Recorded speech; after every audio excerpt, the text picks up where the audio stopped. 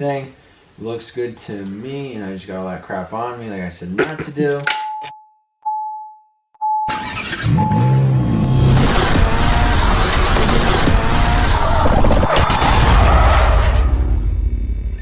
What's up guys, welcome back to the channel. So today we're going to be tackling the cabin air filter and engine air filter on this 2010 Subaru Impreza. But first, before we get to doing that, if you guys haven't yet already, like the video, follow me on Instagram, and also subscribe to me on YouTube. I'd greatly appreciate it. So we're going to first tackle the air filter for the engine. It happens to work with 2008 all the way to 2016 with a 2.5 liter 4-cylinder engine. This model here, EP Auto, got it on Amazon for how much? $9. $9? Alright. $9 happens to be GP997. So for this engine, we're going to come over here to the passenger side. Here's your air filter box. It's 2 tabs, literally super simple. Boom, boom.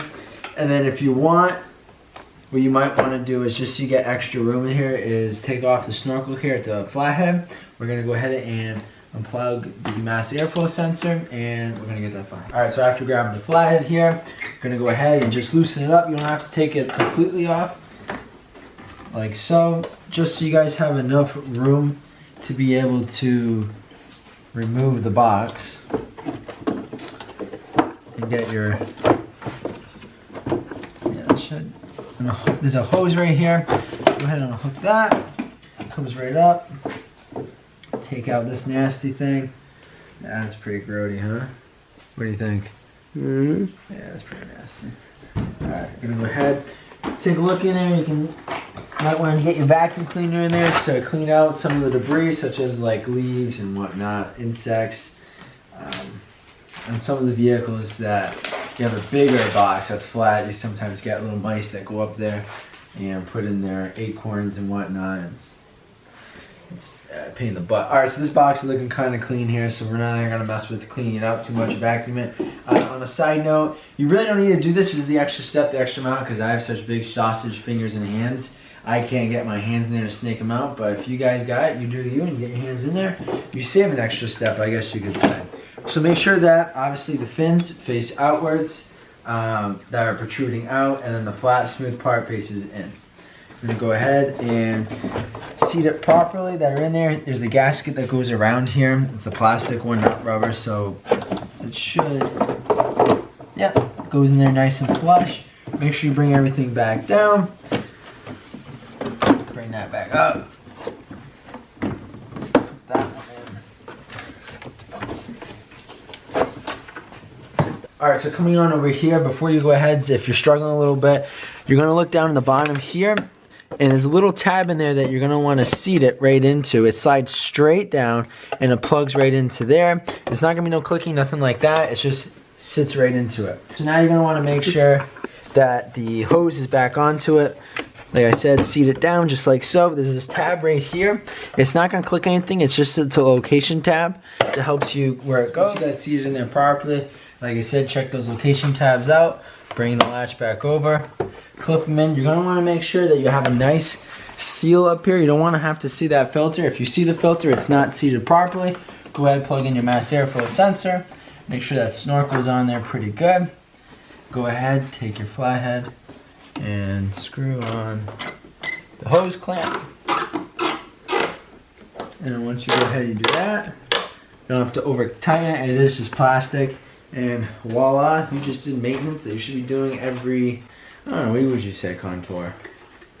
Probably like, it says 12,000. 12,000? But I'd say 15, 20? I did it 20, but I cleaned it out at 12. So yeah, so it's cheap enough and easy enough that anyone can do this. So now what we're going to do is we're going to go ahead and we're going to move on to the cabin airflow and tackle that. It's pretty simple. I'm going to come on over here, passenger side glove box. So when it comes to this, is you're definitely going to want to have to clean out your glove box because, well, you're going to see why. I'm doing the cabin air filter. It's going to be on your passenger side, located right behind the glove box. So what we got here is we got our cabin air filter. We got it on Amazon for $7 straight. Like, this stuff is cheap and easy to do, so it shouldn't be any issues or any, procrastination or anything like that. So we got a charcoal one. I like the Febreze one in my vehicles. This is a Contour's car. The Febreze one makes it smell like fresh linen or whatever. This one's a charcoal one. It's supposed to also do the same thing, like trap the odors and whatnot that are flying in the air. So coming on over here, you're gonna open the glove box, bring it down, make sure it's clean because it's gonna go everywhere. So there's a little tab over here. Just pull straight out on it. You don't want to be gorilla or ogre on it and break or anything like that. It is just cheap plastic, and you don't want to disconnect it from up in here because that's just going to make it a complete bear and more of an issue. So coming on here, just push in. If you heard that pop right there, it's just you popped in and it's now on this side of the surface. And coming in here, you're going to want to get your arms in here and get in there and just, so this one's a little bit of a turkey. And get in there and rip that on out. And you slide this one, pop back in. You slide it on down and you remove it. So these tabs right here are located right here on the top ones and they clip in there. So if yours comes out a lot smoother than mine did, it's just gonna drop down like this, and that's how you can get to that. All right, so you're gonna place that here on the side. So right in here is right where your cabin air filter is located. You're gonna see the two tabs here and there. All you're gonna do is just come in here, pull down on that, and it comes straight on out. You want to come straight out a little bit because there's going to be some stuff on there and debris.